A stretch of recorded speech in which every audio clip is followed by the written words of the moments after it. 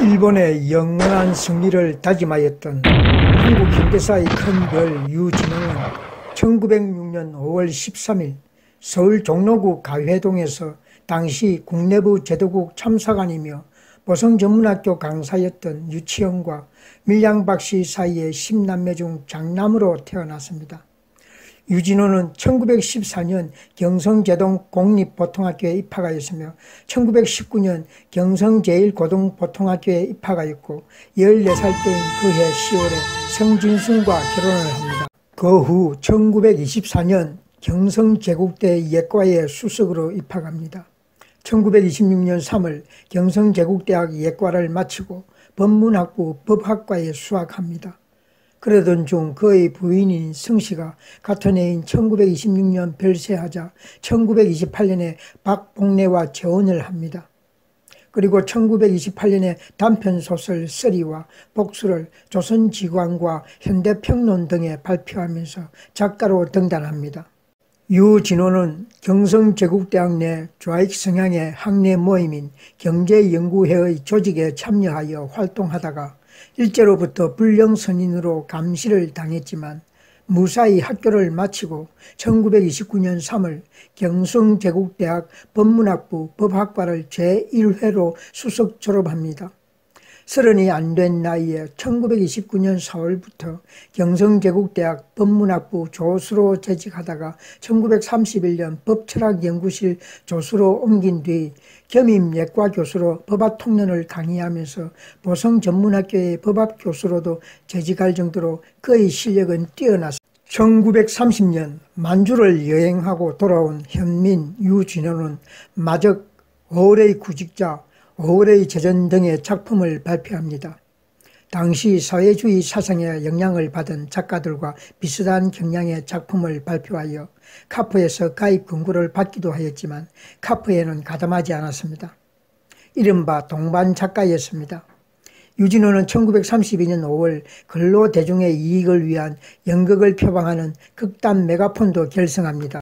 유진호는 경성제대에서 결성되었던 경제연구회라는 마르크스주의 연구단체에 가입하여 활동하면서 1935년 그의 대표작인 지식인의 고민을 다룬 김강사와 T교수, 창랑전기, 화상보 등의 작품을 동아일보에 연재합니다. 그러나 중일전쟁 이후 일본의 좌파 탄압이 심해지자 사회주의자의 비참한 말년을 그린 행보라는 단편소설을 마지막으로 친일 반공 노선을 택합니다. 1939년 삼천리 7월호에 중일전쟁을 선전하는 신질서 건설과 문학을 발표하였고 언론에 친일 칼럼을 실는 등 조선실업구락부에도 가입하여 친일 활동을 시작합니다. 또 조선총독부 항무국의 외곽 지지단체인 조선문인협회가 경성에서 결성될 때 발기인 간사로 참여했으며 조선문인협회가 주최한 전선의 위문편지와 위문품 보내기 행사를 주도하였습니다. 그의 기회주의적 친일 행적은 1940년 중반 시기부터 본격화됩니다. 논문 동양과 서양, 일본어 단편소설인 남곡선생과 신경 등을 썼으며 내선일체와 신도실천을 외쳤던 조선문인협회 발기인 조선문인보국회 간부와 국민총력조선연맹 문화부 위원으로 활동하면서 결전소설 공모를 심사하였고 대동아문학자대회 조선대표로 2번씩이나 참가하였으며 또한 조선언론보국회 평의위원을 맡기도 하였습니다. 1940년 2월 조선문인협회가 주최한 평양문예대회에서 조선문학과 여어문제라는 연재로 대중강연을 펼쳤으며 문사부대 육군지원병훈련소 1일 입소에 참여한 뒤 삼천리 12월호에 일사불란의 그 훈련이라는 친일 논문을 실었고 학병지원의 권유와 대동아 공영권 건설을 외치고 다녔습니다.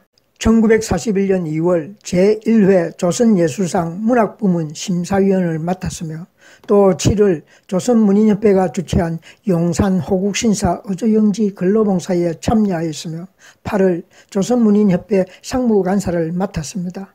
1943년 11월에는 한 달 동안 매일신보에 12편의 학병관계 사설을 기고하였으며 11월 18일자 매일신보 제1면의 헤드라인으로 유진호의 병력은 힘이다가 게시되었습니다. 1944년 8월 13일 전국 항복 대강연회에서 우리는 반드시 승리한다라는 주제로 강연하여 일본의 영원한 승리를 다짐하며 대화 일치를 강조하였습니다. 패전 직전인 1945년 6월 8일 조선언론보국회가 출범하자 유진호는 언론보국회의 평의위원회에 선출되었으며 6월 15일 언론총진격 대강연회에 참여하였습니다. 이렇게 거의 명백한 친일 행각에도 불구하고 단 한 번도 공개적으로 반성하거나 자숙하는 모습을 보여주지 않았습니다.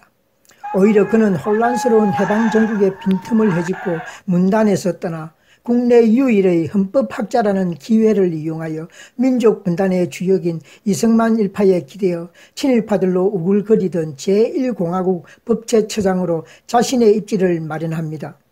유진호는 총칼로 등장한 5.16 군부 쿠데타 세력과 영합하여 국가재건 국민운동 본부장과 유엔 한국협회장이 되었으며 일제의 식민 지배를 정당화시켜버렸던 한일 군력 외교에 대해 자신이 맨 처음 그것을 건의했다고 자랑하는 뻔뻔스러움까지 보여주었습니다.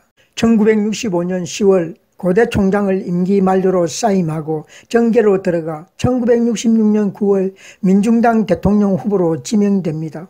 1967년 1월 민중당과 신한당이 합당한 신민당에서 윤보선을 대통령 후보로 자신은 총재로 취임했으며 그해 7월 종로구 신민당 소속으로 제7대 국회의원에 출마하여 당선됩니다. 그러나 1969년 삼선 개헌안이 날치기로 통과된 것에 충격을 받아 뇌졸중으로 쓰러집니다. 이때만 해도 박정희 독재 정권에 저항하는 민주화 투사의 이미지를 갖고 있었기 때문에 과거의 친일 전력에도 불구하고 국민들과 대학생들로부터 상당한 존경을 받았습니다. 이후 당권을 유진산에게 넘겨준 뒤 1971년 의원직에서 물러난 뒤 사실상 정계 은퇴를 합니다.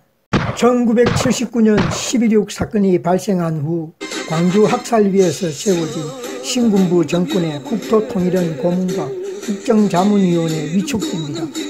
그런데 의원직 사퇴 이후 자택에서 요양하다가 전두환 대통령의 국정자문위원 제의에 응하여 또 한 번 많은 사람들을 충격에 빠뜨렸습니다.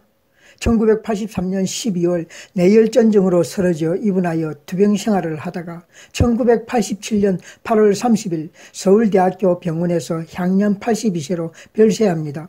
그러나 당시 고려대학교 내 일부 교수와 학생들이 고려대가 친일 행위자나 국정자문위원회 빈소가 될 수 없다며 철거를 주장하며 항의 시위를 해 이른바 현민 빈소 사건이 발생하기도 하였습니다. 일본의 영원한 승리를 다짐하며 대화일치를 강조하는 강연을 하고 다녔던 명백한 친일 행위로 2009년 발간된 민족문제연구소의 친일 인명사전 문학 부문에 포함되었습니다. 2002년 공개된 친일 문학인 42인 명단에도 들어있으며 1944년 신시대의 실은 우리가 반드시 승리한다는 등 총 8편의 친일 작품명이 공개되었습니다. 2005년 고려대학교 교내 단체인 일제잔재청산위원회가 발표한 고려대 100년 속의 일제잔재 1차 인물 10인 명단에 포함되었으며 친일 반민족 행위 진상규명위원회가 발표한 친일 반민족 행위 705인 명단에도 포함되었습니다.